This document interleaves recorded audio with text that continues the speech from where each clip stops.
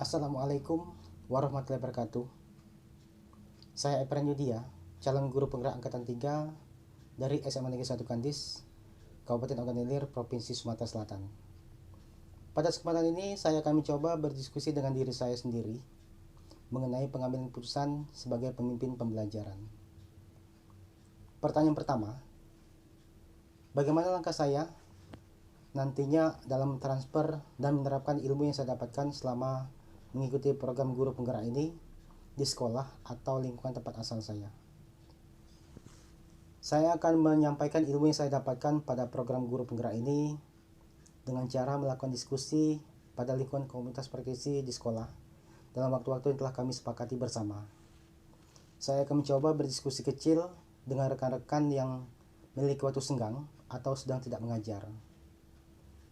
Saya akan menerapkan ilmu yang telah saya dapatkan selama mengikuti program guru penggerak ini dalam setiap aktivitas pembelajaran yang saya lakukan, dan melakukan refleksi terhadap apa yang telah saya laksanakan bersama rekan-rekan sejawat untuk mengambil langkah selanjutnya agar lebih baik lagi. Pertanyaan kedua, langkah awal apa yang akan saya lakukan dalam memulai mengambil keputusan sebagai pemimpin pembelajaran? Langkah awal yang saya lakukan adalah menerapkan 9 langkah yang telah saya pelajari. Yang diantaranya, langkah pertama, menentukan nilai-nilai yang bertentangan dalam permasalahan yang akan dihadapi. Langkah kedua, menentukan siapa saja yang terlibat dalam masalah ini.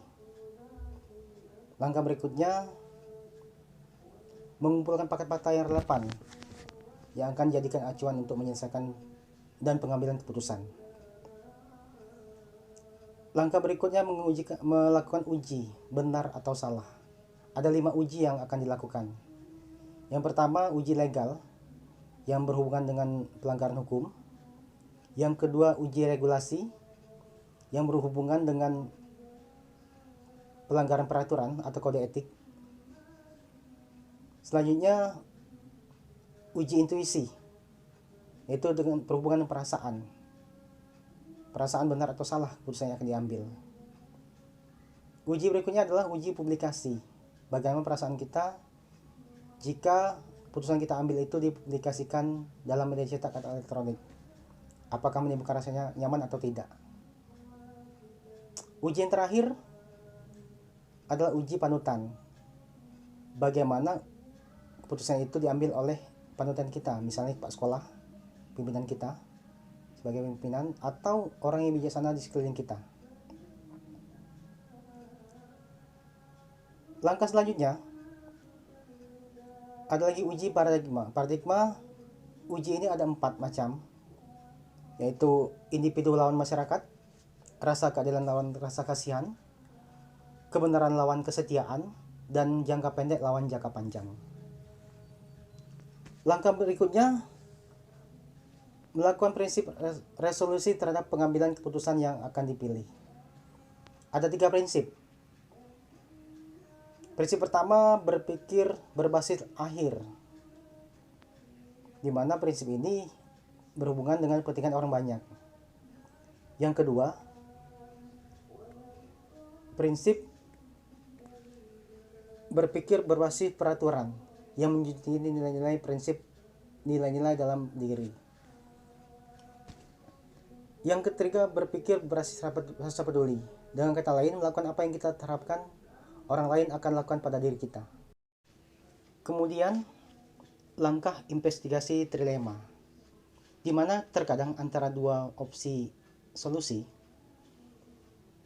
ada 2 alternatif solusi, di mana terdapat opsi di luar itu, yaitu penyelesaian kreatif yang di luar dugaan. Inilah dikatakan opsi trilema. Langkah selanjutnya, pengambilan keputusan. Pengambilan keputusan yang kita rasakan tepat dan terbaik untuk semua. Dan langkah terakhir, melihat lagi keputusan, merefleksikannya untuk mengambil pelajaran. Apakah keputusan itu tepat? Dan mengambil pelajaran untuk penyelesaian yang masalah selanjutnya. Langkah-langkah tersebut adalah panduan bagi saya dan saya akan berlatih menggunakannya di lingkungan kerja saya agar bisa menghasilkan keputusan yang tepat, bertanggung jawab, dan sesuai dengan nilai-nilai kebajikan. Pertanyaan berikutnya, mulai kapan saya akan menerapkan langkah-langkah tersebut? Mulai hari ini, besok, minggu depan, atau hari apa? Saya akan menerapkan langkah-langkah tersebut mulai hari ini. Pada setiap kesempatan, pada setiap saya mengambil keputusan untuk menyelesaikan permasalahan yang saya hadapi, baik itu bersama rekan sejawat maupun dengan murid-murid saya di sekolah. Pertanyaan terakhir, siapa yang akan menjadi pendamping saya dalam pengambilan keputusan sebagai pemimpin pembelajaran? Teman diskusi untuk mengambil keputusan yang tepat dan efektif. Yang menjadi pendamping dalam mengambil keputusan sebagai pemimpin pembelajaran tentunya adalah rekan sejawat, di mana rekan-rekan ini lebih memahami permasalahan yang ada di sekolah, permasalahan yang dihadapi dengan murid-murid di sekolah.